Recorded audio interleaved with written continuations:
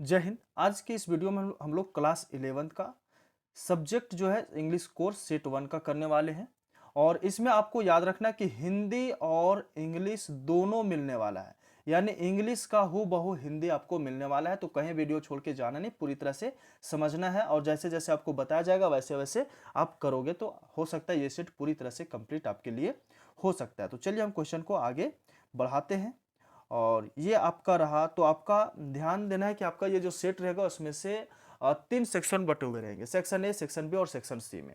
जिसमें से section A में आपको कुछ क्वेश्चंस मिल जाएंगे पैसेज के द्वारा, और पैसेज भी मिलेंगे और क्वेश्चन भी। आपको पैसेज को पूरी तरह से जो है सो रीड कर लेना है। जब पैसेज को आप पूरी तरह से रीड कर लोगे तो आपके लिए फिर क्वेश्चन दिया जाएगा और उस क्वेश्चन को करना है कि जैसे यहाँ पर दिया गया कुछ इस प्रकार से पैसेज, जिसको अच्छी तरह से आपको रीड करना है। देन क्वेश्चन जो दिया जाएगा उस क्वेश्चन को भी आप उसी के हिसाब से, उसी के अकॉर्डिंग जो है सो आप इसका आंसर कर सकोगे। How has our south Asian impacted agriculture, यानी कि यह पूछ रहा है कि वहाँ जो साउथ एशिया है उसमें कृषि प्रभावित हुआ। ठीक है, तो इसका कारण क्या था। देन आपको हिंदी भी समझाया जाएगा, इंग्लिश भी समझाया जाएगा। तो आप पहले इंग्लिश करो, उसके बाद जो है सो हम लोग हिंदी की ओर बढ़ेंगे। और इसका स्क्रीनशॉट करना चाहते हो तो स्क्रीनशॉट आप आसानी से ले सकते हो, कहीं भी दिक्कत नहीं आएगी। तो आप पहले इंग्लिश में देख लो, उसके बाद इसका हिंदी पूरी तरह से किया जाएगा। आंसर है कि a vast blanket of pollution stretching across South Asia is cutting down the sunlight by 10% over India, damaging agriculture and modifying rainfalls. Then अगर हम सेकेंड क्वेश्चन इसी का अगर हम बात करें तो what leads to formation of haze. Then answer का अगर हम बात करें तो haze is caused by pollution. अगर हम यहाँ फर्स्ट में अगर बात करें तो ये पूछा कृषि कैसे प्रभावित हो रही, तो वहां पर प्रदूषण हो चुकी है। और इतनी प्रदूषण हो चुकी है कि सनलाइट भी अच्छी प्रकार से वहां नहीं आ पा रही है और सारा कुछ डैमेज जो है सो हो पा रहा है। ना कृषि ढंग से हो पा रही है, ना वहां पर रेनफॉल हो पा रही, बरसात भी अच्छी तरह से नहीं हो पा रही, जिसकी वजह से कृषि पूरी तरह से तहस नहस हो जा रही है। देन यहाँ पर पूछा what leads to formation of haze, यानी कि अंधाधुंध ये जो परेशानी हो रही है इसका आखिर क्या कारण हो सकता है। तो मेन कारण है प्रदूषण। मेन कारण इसका क्या हो सकता है, प्रदूषण। ठीक है, तो आपका वह चीज यहाँ पर हिंदी में मिल जाएगा। इस प्रकार से आपको यहाँ से पूरा हिंदी आपको मिल जाता है कि इसका हिंदी में आप पढ़ सकते हो। और यहाँ पर आपको ये इंग्लिश का पूरा टूक ऑफ हिंदी मिल गया। ठीक है, नेक्स्ट क्वेश्चन की ओर हम बढ़ते हैं। नेक्स्ट क्वेश्चन कुछ इस प्रकार से बोल रहा है कि what were the lips of premature death estimated in 7 major cities during the 1990s due to respiratory disease. Then अगर हम अगले क्वेश्चन का बात करें तो what did professor B Ramanathan say about the effect of the haze on current drought in most part of India. चलिए हम लोग थर्ड क्वेश्चन के बारे में पहले देख लेते हैं, आसानी से आप समझेंगे। थर्ड क्वेश्चन क्या कहता है कि श्वसन रोगों के कारण 1990 के दशक के दौरान 7 प्रमुख शहरों में समय पूर्व मौतों का स्तर क्या थे सो बताना है। तो दशक की 1990 के दशक की शुरुआत में जो है सो समय पूर्व मौतों की संख्या 24,000 थी, और 1990 से के अगर बाद अगर हम बात करें तो 37,000 तक बढ़ गई। ये चीज बताना था। ठीक है, कि 1990 के दशक में कितना था, उसके बाद जो है सो कितना हो गए, ये चीज को पूछा जा रहा था, आपको बताना है। Next question, professor V Ramanathan ने भारत के अधिकांश हिस्सों में पर वर्तमान सूखे पर धुंध के प्रभाव के बारे में क्या कहा, वो आपको बताना है। तो उन्होंने कहा कि अगर सूखा लगभग 4 वर्षों तक बनी रहती है तो हमें संदेह करना शुरू करना चाहिए कि यह धुंध के कारण हो सकता है। बस ये बोला गया है। नेक्स्ट 5 नंबर क्वेश्चन को आप देखेंगे तो 5 नंबर क्वेश्चन यहाँ पर क्या है सो ध्यान देंगे कि which countries are most affected by haze and why. है ना, बोल रहा है कि कौन कौन से कंट्रीज जो है सो इस धुंध से प्रभावित है और क्यों है। तो India, China and Indonesia are most affected countries because of their high population density. ठीक है, तो ये हो गया 6 नंबर क्वेश्चन हो गया कि why is there overall concern for Asia over the next 30 years. Then आपको समझना है कि अगले 30 वर्षों में एशिया के लिए समग्र चिंता क्यों है। आपको ये उत्तर देना है इसलिए क्योंकि एशियाई क्षेत्रों की आबादी 8 बिलियन पीस तक बढ़ चुकी, यानी कि कह सकते हैं कि ये बिलियनों की संख्या में बढ़ चुकी है। हजारों की संख्या को तो भूल जाना है, बिलियनों की संख्या में ये बढ़ चुकी है। देन हम लोग 6 से 7 नंबर क्वेश्चन की ओर बढ़ेंगे और 7 नंबर क्वेश्चन क्या कहती है ये जरा देख लेते हैं। 7 नंबर क्वेश्चन का कहना what is the meaning of parameter, ठीक है, परमेश्वर। और देन आपको सेक्शन बी के बारे में बताया जाएगा। तो उससे पहले दैट मीन्स 7 नंबर का क्वेश्चन का आंसर होगा समय से पहले का क्या अर्थ है। समय से पहले का क्या अर्थ है, तो सामान्य या अपेक्षित समय से पहले हो रहा कोई भी कार्य समय के अर्थ को बताता है। और हम चलते हैं अब सेक्शन बी की ओर, और सेक्शन बी में आपको मिलेगा क्या, उस चीज को ध्यान से पढ़ लेना कि attempt any two of the question following questions right answer in not more than 100 words, यानी कि आपको कम से कम 2 क्वेश्चन को इससे अटेंड करना है और कम से कम 100 वर्ड्स में लिखना है उसका आंसर, ठीक है। देन पहला क्वेश्चन क्या है इसमें से 8 नंबर क्वेश्चन का अगर हम बात करें तो write a letter to the editor of the Times of India. ये टाइम्स ऑफ इंडिया एक न्यूज़ है, ठीक है, न्यूज़ वाले हैं। तो इसके पास आपको इसके थ्रू जो है सो एक लेटर लिखना है। क्या लिखना है, new Delhi giving your views on the necessity of promoting English speaking in India for better communication with tourist. जैसे होता क्या है कि बहुत टूरिस्ट ऐसे आते हैं जो हमारे इंडिया में घूमने के लिए, बहुत सारे ऐसे जगह जहाँ पर घूमने आते हैं और वो उसका लैंग्वेज जो होता है इंग्लिश होता है, और हमारे यहाँ के लोग अच्छी तरह से इंग्लिश एक्सप्लेन नहीं कर पाते उनके साथ, उनके समझ, और वो हमारे भारत के बारे में पूरी जानकारी प्राप्त नहीं कर पाते, पूरी चीज़ों को नहीं जान पाते। तो एक अपील करना है द टाइम्स ऑफ इंडिया के द्वारा सरकार के पास, ताकि उनका ध्यान इधर आकर्षित हो, और यह आकर्षित हो कि हमारे इस टूरिस्ट पैलेस में ऐसे लोगों को रखा जाए, जॉब दिया जाए जो इंग्लिश या विदेशी भाषाओं को या विदेशी लोगों को अच्छी तरह से समझा सके, वहाँ के बारे में अच्छी तरह से बता सके, ठीक है। इस प्रकार से अट्रैक्टिव करने के लिए आपको इस न्यूज़पेपर का सहारा लेना है और सरकार तक अपने आवाज़ को पहुँचाना है। इसे लिखने के लिए आपको आप जिस नगर से लिख रहे हो वो चीज़ को लिखना है, कब लिख रहे हो वो लिखना है, ठीक है। देन आपको यहाँ से ये हिंदी में आ जाता है, और यहाँ पर आपको किस चीज़ पे किसके लिए लिख रहे हो, मतलब कि किस में लिख रहे हो, तो वो चीज़ को यहाँ लिखना है। The editor the Times of India new Delhi, ठीक है, सेक्टर कुछ भी दे सकते हो, आपको यहीं पर आपको लिखना है। और सब्जेक्ट में आपका क्या हो जाएगा, सब्जेक्ट आप ध्यान देंगे कि regarding the necessity of promoting English speaking in India of better communication with tourist, यानी कि हम मेरा कहने का ये बात है कि टूरिस्ट जो भी पैलेस है वहाँ पर ऐसे चीज़ का प्रबंध किया जाए जिससे टूरिस्ट लोगों को आसानी हो सके वहाँ के चीज़ों के बारे में जानने के लिए। देन हिंदी में आपको वही मिलेगा, इंग्लिश फिर से यहाँ पर इतना लिखने के बाद, जब इतना लिख लोगे उतना लिखने के बाद आपको यहाँ से मिलेगा सर, यानी महाशय महोदय जो आपको लिखना वहाँ पर लिख सकते हैं। As a responsible citizen of India, हम एक जो है सो इंडिया के नागरिक होने के नाते, ठीक है। I would like to draw the kind attention of the government through your widely circulated newspaper, यानी कि हम इस चाहते हैं इस न्यूज़पेपर या इस संदेश के वजह से कारण से कि आप जो है सो हमारे बातों पे अमल करें और इधर थोड़ा आकर्षित हो और थोड़ा सा ध्यान दें कि इस प्रकार से हमारे देश में होनी चाहिए, जिससे हमारे देश की स्थिति और अच्छी सुधर सकती है। बहुत सारे लोगों को वहाँ जो है रोजगार मिल सकती है, इकोनॉमिक्स कंडीशन को हम अच्छे कर सकते हैं, इस प्रकार से जो है सुविधाएं बढ़ाने से हो सकती है।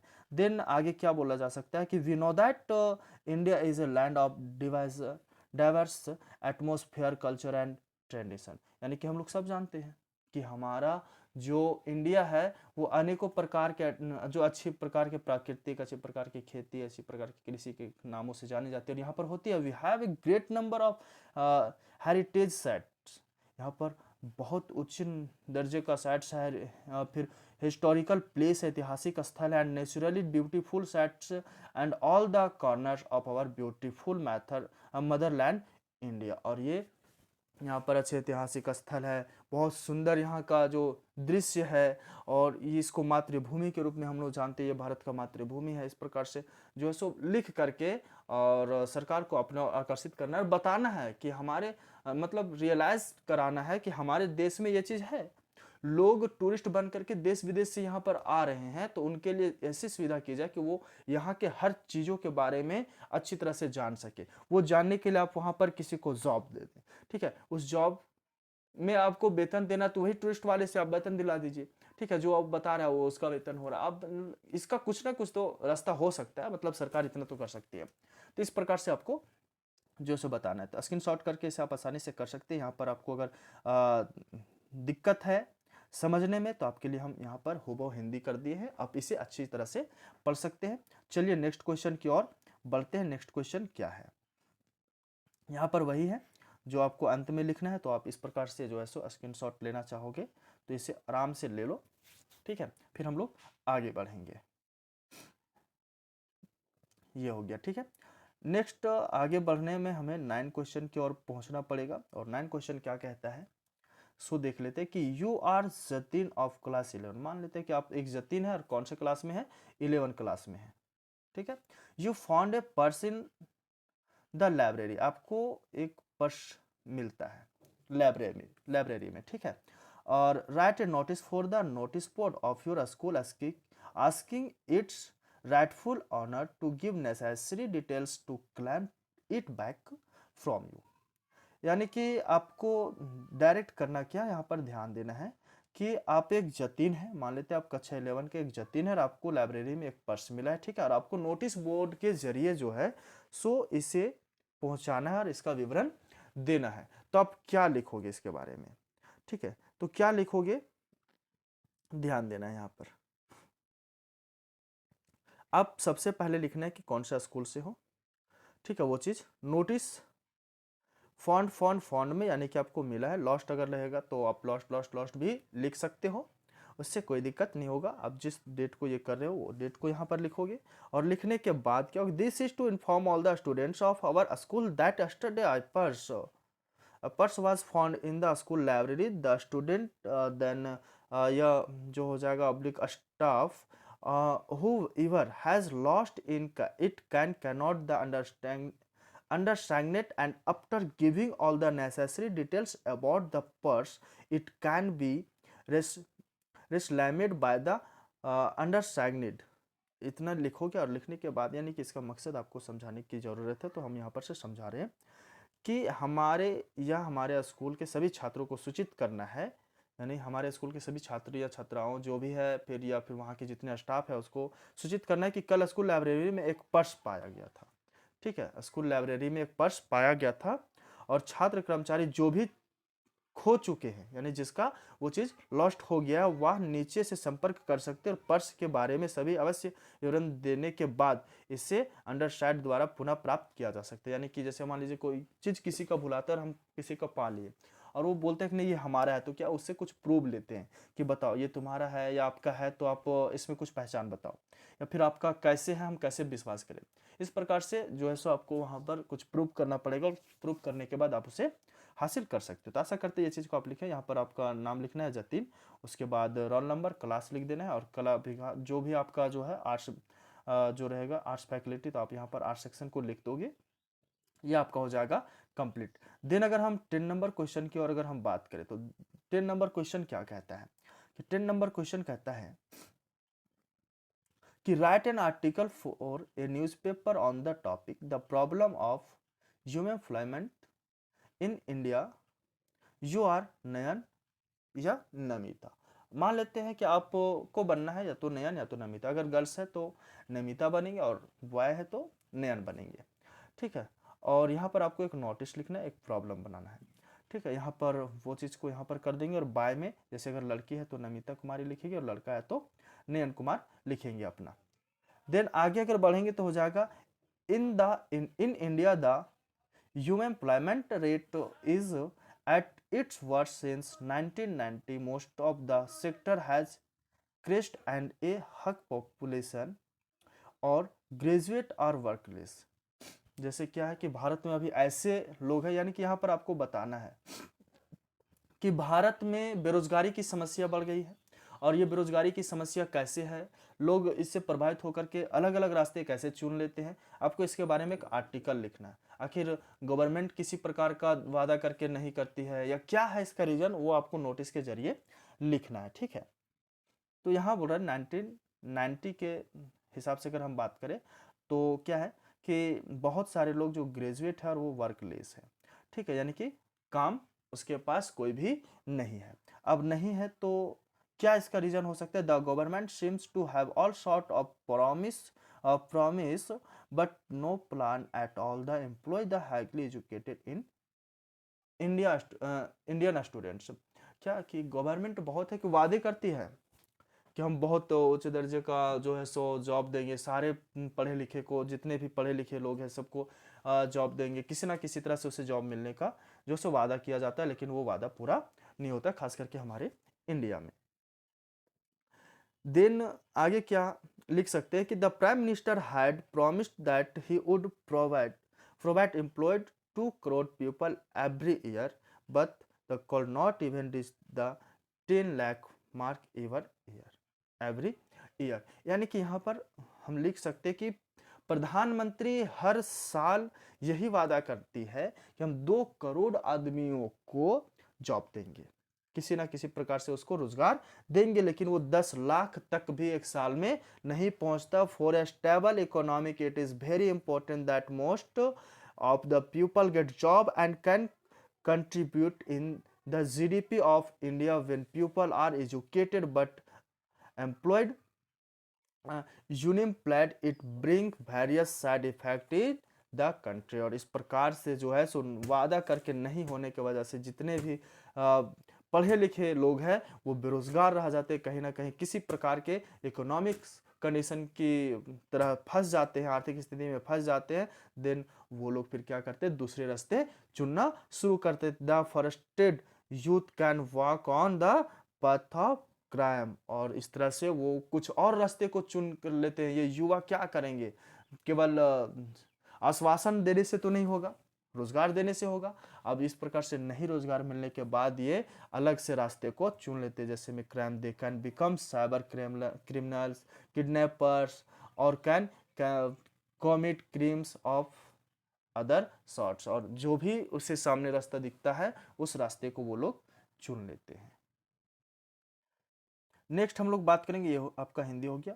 सेक्शन सी का बात करेंगे तो सेक्शन सी में आपका रहेगा उसी प्रकार से कि attempt any 5 of the following question, right answer in not more than 50 words. यानी कि कम से कम इसमें से सेक्शन सी से आपको 5 क्वेश्चन अटेंड करना है और कम से कम 50 शब्दों में उसे लिखना है, ठीक है। 50 शब्दों में आपको वो लिखना है। तो जिसमें से 11 नंबर क्वेश्चन हो जाता है, what does the notice the world's most dangerous animal at cage in the zoo at Lusaka Zambia and signify. ठीक है, यहाँ पर आपका ये पूछा जा रहा है कि बहुत खतरनाक जीव जो है वो कैद कर दिया गया है पिंजरे में, ठीक है, जू में। इसका क्या कारण हो सकता है, आप इसके बारे में क्या नोटिस देना चाहते हैं, सो बोला जा रहा है। तो हम यहाँ पर आंसर करेंगे, the notice the world's most dangerous animal at a cage in the zoo of Lusaka clearly signifies that we the human beings are the most dangerous of all the species that exist on the planet. We have destroyed most of ecosystems and many animals are on the verge of extinct uh, extinctions because of the deforestation, hunting and the population that we have brought on the face of the planet। आपको कहीं ना कहीं ये समझ में आया होगा कि क्या दिया है। कहने का मतलब ये है कि नोटिस बोर्ड के जरिए आपको ये बताना है कि नोटिस द वर्ल्ड का सबसे खतरनाक जानवर एक पिंजरे में लुसाका के चिड़ियाघर में स्पष्ट रूप से दर्शाता है कि हम मनुष्यों को उन सभी प्रजातियों में से सबसे खतरनाक है। हम मनुष्य जो ग्रह पर मौजूद है, हमने पारिस्थितिकी तंत्र को नष्ट कर दिया। यानी कि ये सारे रीजन कौन बन सकता है, एक मनुष्य बन सकता है। और कई जानवरों के कगार पर ऐसे हैं जो खत्म हो गए हैं, वनों के अंदर धुन कटाई कर रहे हैं, जिसकी वजह से जानवरों को पिंजरे में बचाने की जरूरत पड़ रही है और उसकी वजह से चिड़ियाघर बनाई गई है। देन अगर 12 नंबर क्वेश्चन का अगर हम बात करें, Which Mr. Crocker Harris, how was he different from other master? ये मिस्टर क्रॉकर कौन थे और ये अलग मास्टरों से मतलब कि और भी मास्टरों से अलग कैसे? तो mister Crocker Harris was the language teacher at the school, या स्कूल का भाषा सिखाने वाले जो है टीचर थे ऑफ टॉप लो, ठीक है, टैप लो। अनलाइक अदर टीचर, ये दूसरे टीचर के जैसे नहीं थे। ही वॉज वेरी स्ट्रिक्ट, और ये बहुत सख्त थे। He followed a strict discipline and he was not a side like some teacher, ये जो है सो हमेशा डिसिप्लिन में रहते थे और बच्चों को भी रहना पसंद करते थे, और दिन और टीचरों के जैसा ये दुखद जिंदगी को नहीं बिताए हैं, दुखद जिंदगी को नहीं बिताए। आप हिंदी का स्क्रीनशॉट करके आसानी से इसे पढ़ सकते हो। देन समय देखते हुए, समय कितनी हो रही है, 20 मिनट के लगभग हो गई है, तो कुछ क्वेश्चन को और कर दिया जाए, उसके बाद आपको केवल स्क्रीनशॉट लेकर के अपनी स्टडी को पढ़ाई कर लेना है, ठीक है, आगे बढ़ा लेना है। हो इज, ये तो 12th नंबर हो गया। 13 में कि why has the article been titled silk road, ठीक है, सिल्क रोड के बारे में आपको पूछा जा रहा है, तो सिल्क रोड के बारे में आपको बताना है। देन 14 नंबर क्वेश्चन है, does the poem father to son, यानी कि बाप से बेटा, बेटे से बाप या बाप से बेटे से बोल सकते हो। देन आगे है क्या है कि टॉल्क ऑफ एन सॉरी, ये लॉक किया जाए,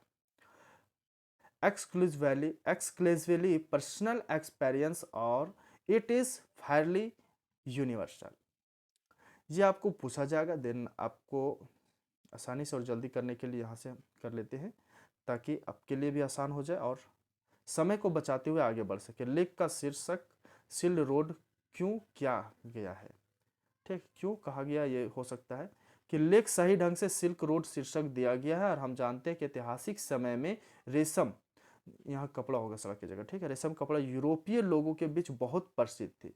यहाँ भी कथावाच पश्चिम से संबंधित हुआ, कैलाश माउंटेन की यात्रा कर रहा था, और यही कारण उपयुक्त शीर्षक जो है सो उपयुक्त हुआ। ये कैलाश माउंटेन जो है सो इनका यात्रा पूरा करने के लिए सोच रहे थे, और वहाँ पर इस चीज़ के लिए ये जो है सो शीर्षक के रूप में, सिल्क रोड के रूप में जो है सो उपयुक्त हो गए। देन 14 नंबर क्वेश्चन कहता है कि क्या कविता जो है ना पिता से बेटी, और सॉरी वहाँ पर सन दिया गया है ना, पिता से बेटे की ओर होना चाहिए था, ठीक है, तो यहाँ पर बेटा होगा, ध्यान देंगे, बेटा होगा यहाँ, ठीक है। पर एक्सेल्सिव रूप से व्यक्तिगत अनुभव की बात करते हैं, या जो सो काफ़ी सार्वभौमिक है, तो कैसे है सो बताना है आपको।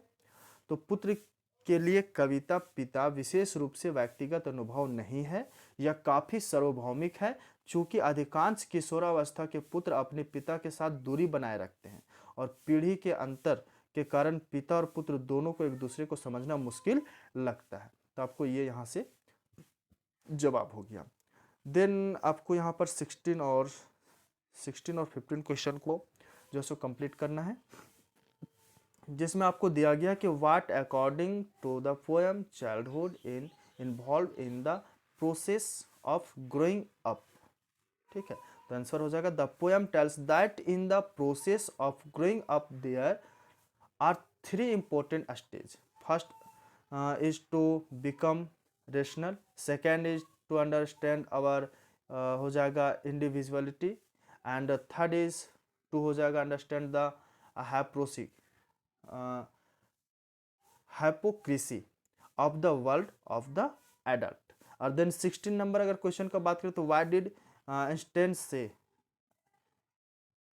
से है ना, ये आपका बुक से हो जाएगा, अल्बर्ट आइंस्टीन बुक से, यानी कि अल्बर्ट आइंस्टीन जो एक चैप्टर है वहाँ से हो जाएगा, I can not see any point in learning dates, यानी कि अल्बर्ट आइंस्टीन सेज, यानी कहता है कि I can not see any point and learning dates, यानी हमें पढ़ने में किसी भी प्रकार की जो है सो तुक नहीं मिलती, किसी प्रकार का पॉइंट ही नहीं मिलता, यानी कि उसका कहानी था कि वो पढ़ने में एकदम मंदबुद्धि, उसको पढ़ने में कोई भी अच्छा दिलचस्प नहीं लगा, और खास करके जहाँ पर वो जिस स्कूल में उसका एडमिशन हुआ था उस स्कूल में तो उसे पढ़ना बिल्कुल ही नहीं था, जिसके कारण वो बहुत सारे ऐसे खतरनाक बहाने बनाए और वो वहाँ से फिर स्कूल छोड़कर चले गए। तो इसका कहना था कि मुझे सीखने में कोई चीज़ नज़र ही नहीं आता, कोई point. It is because he believe that ideas are more important that fact we can collect facts from the books anytime when we need but ideas must be developed begins to हम एक good learner. यानी कि ये खास करके अपने पास एक book भी रखा करते हो थे, ठीक है, और वो बुक था उसके सब्जेक्ट से अदर बुक था, ये चीज़ को रखा करते थे जिससे उसे कुछ सीखने का चाहत था, लेकिन आगे क्या हुआ वो बहुत अपने समझो तो ज़िंदगी एक स्ट्रगल के रूप में गुजार दिया। स्टूडेंट लाइफ में वो हमेशा जिस जगह पर एडमिशन था वहाँ से वो दूर ही हटना चाहता है। एस्टिन का ये कहानी था, आपको यहाँ से अब मिल सकता है। नेक्स्ट अब आगे बढ़ेंगे और आगे 18 नंबर क्वेश्चन आपको इस प्रकार से मिलेगा, ठीक है। How was doctor Andres successful in reviving the child. तो यानी कि ये जो है सो पूछ रहा है कि बच्चे को पुनर्जीवित करने में डॉक्टर एड्रूज कैसे सफल थे, ये पूछ रहे हैं। तो यहाँ पर आप ध्यान देंगे कि एड्रूज जो बच्चे को सफल हुए पुनर्जीवित करने में, कभी ठंडे पानी से गर्म, गर्म पानी से ठंडे, ठंडे से गर्म, इस प्रकार की जो है सो ये तकनीकी को अपनाए थे। जैसे अगर हम बात करें यहाँ पर आंसर का, तो जो मॉर्गन शिशु अभी भी पैदा हुआ था और उसकी पत्नी भी लुप्त हो रही थी, डॉक्टर ने पहली बार माँ को बचाया और फिर वह निर्जीव बच्चे के पास गया।